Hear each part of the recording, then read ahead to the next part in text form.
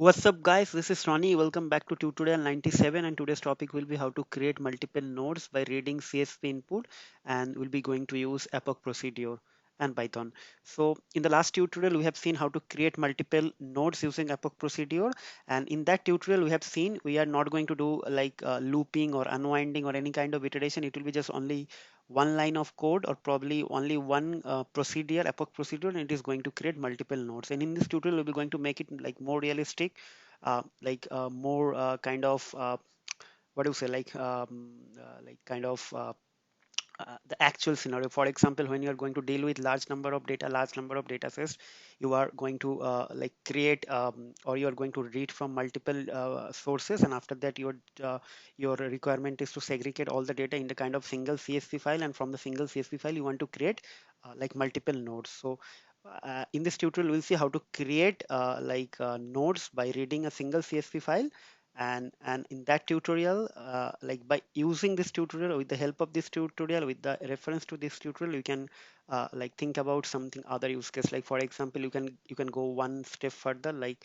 you can create your multiple data source. From the multiple data source you like read from those data source, create your own CSV file, and from that CSV file you create the nodes. So I'm not going to create multiple data source, rather than I just create one single CSV file, and by reading the single CSV file we'll be going to create the epoch procedure. Okay, so the use case is create multiple nodes in Neo4j graph from CSV input using epoch procedure and Python. So there is not much to discuss with respect to theory or slide like anything new. So this is going to be purely hands-on driven tutorial. So let me just minimize this thing, or maybe just open my browser. So first of all, let me just check whether I have anything created here or not. Okay. Uh, if something is already there, I'll just remove everything, so nothing is there. So let me just explain the use case. So first let me open the input file. So this is my input file CSV. I'll be going to read this input file. I'll be going to create 5 different nodes, and each node is going to have a label called student, and each node is going to have two different property. One is called name and one is called ID, and name and ID is going to be corresponding to these values. Okay, so this is going to be very small and precise tutorial, but going to be very effective when you are going to work with some sort of real data science, or large number of data, or large number of like large volume of data. So just one more thing I would like to add. This is actually kind of a use case which I received from many of you, that how to create like nodes by reading CSV file, but while doing the creation you guys don't want to use like some sort of for looping or iteration or unwinding things. So you want to make this thing faster. So I'll show you guys how to do that. So definitely it is going to like increase the program performance. It will reduce the computational time, and effectively your program will run much more faster, or query will run much more faster. So without wasting much time, let's start working on this thing.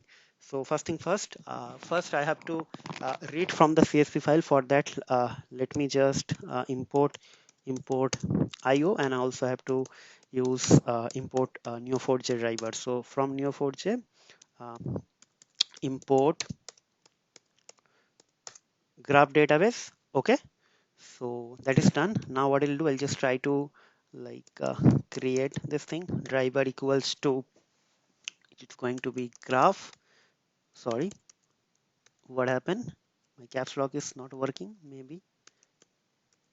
Okay, dot driver, and this is going to be simple thing, URI, and after that auth, and this is going to be like this. And here we'll be going to write down the user ID and my password. Okay, and I'll be going to get the URI with bold protocol. So that is going to be this. Okay, and after that we're going to create session equals to driver dot session. Okay, so one more time, don't try to use the same approach when you are going to do it some sort of a real world application. When we are going to develop some real world application, or going to work with some client, or when to go, we are already working on some projects. So try to use some environment variable, or you can keep some config file. Inside the config file you can use your user ID and password, and try to use some sort of rotational logic, so that your user ID and password should be changed always after some time. And if you're already familiar with some sort of cybersecurity program called privilege access management, definitely your organization will take care of this thing. Okay, so let's execute this thing. It no error means everything is fine. Now I'll be going to read from the CSV file. So first thing first, with io dot open, so it should be input dot txt. Okay, then it should be read mode, and after that I'll be going to, sorry, should be encoding equals to UTF-8, okay, as F1, then data equals to F1 dot read, and after that we'll just close the file. F1 dot close. Our job is done, means the file has been read and it came inside this variable as a string. So done. So let me just display this thing. So if you see this, then new line, then this thing, then new line, slash n means new line. So I'll be going to like replace, I'll be going to remove the first line and the new line character. I'll be going to separate so that each and every line should become as an as a list actually. So it should be data equals to data dot split, and split will be going to work with this. And let's run this thing. So name and ID. So I would like to replace this thing, means this line. Okay, so it should be it should be like this. So I don't want the first line because this is a header, so it should be like this. So what is happening, I'm just doing slicing, so this line this element will be suppressed.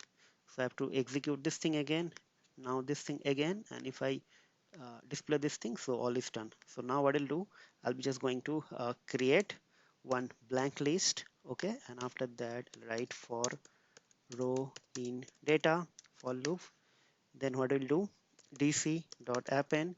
So what we'll do, inside the list we'll be going to append dictionary. So dictionary element will be going to be a map actually.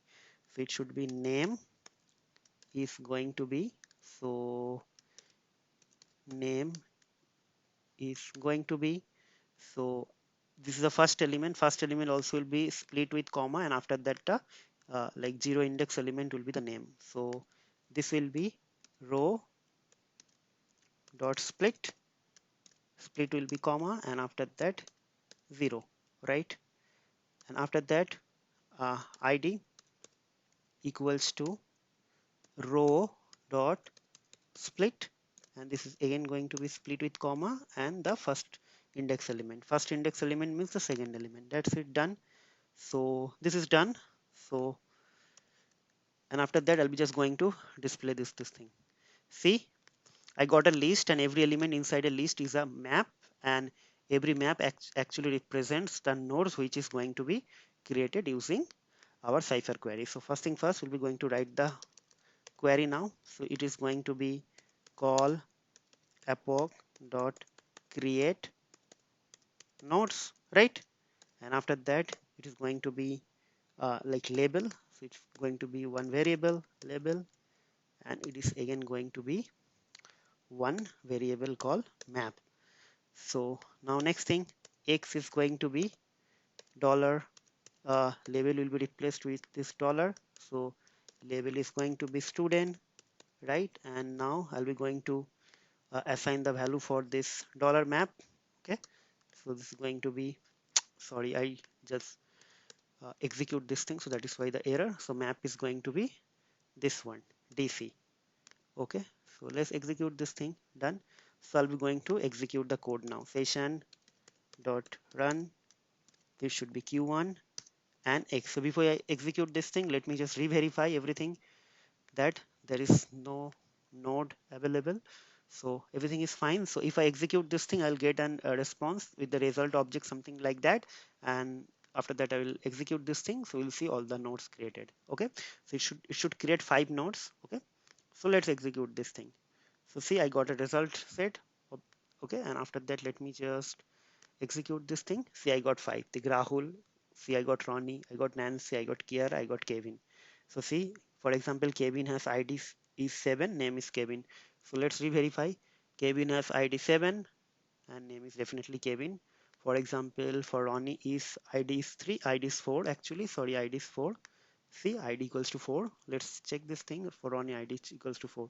So if you check this thing, everything is fine. So this is actually very simple. But if you see here, we are actually doing the iteration for creating our map over here. But while creating the objects, we're not doing any iteration. It is actually going to be placed inside this map, and it will be created at one shot. So internally it will be handled. You don't have to do anything, but again your program execution or processing will be like done much more faster time. Okay, so I believe you guys are understood the concept, why I giving you so much importance, giving all of you guys so much importance to learn, or why I am giving so much like what do you say, importance on epoch procedure. So if you know epoch procedure, you can do some multiple advanced or intermediate task, and that too in a more effective and a smart way. Okay, so that's it guys, that's all for today. But before I conclude the session, three things I would like to say. First thing, uh, don't just watch my videos. After watching my videos, try to write your own code, do some sort of practice, come up with nice ideas, new ideas, come up with some challenging use cases. If you're not able to solve by your own, please ask me, send me email. I'll try to incorporate all these things. Second thing, if you guys have already started working with Neo4j, cause since last 6 7 months we are actually continuing this playlist, so hopefully you guys already started working. Many of you, as I know already, you guys communicating, started doing communication with me, so I know. So maybe some of you already started, or maybe some of you are going to start. So whenever you are getting some problem, some difficulties to understand, or have any doubts, whether it is your project or your personal freelance project, anything, please write me. I'll try to clear all those queries as well. And last thing, if you guys are having any doubt, or have any feedback, or have any problem with our content, or having any difficulties to understand anything, please feel free to ask me. We'll try to answer all your queries, and also we'll try to improve our qualities as well. Okay, so that's it guys, we'll see you in the next video. Till then, take care, goodbye.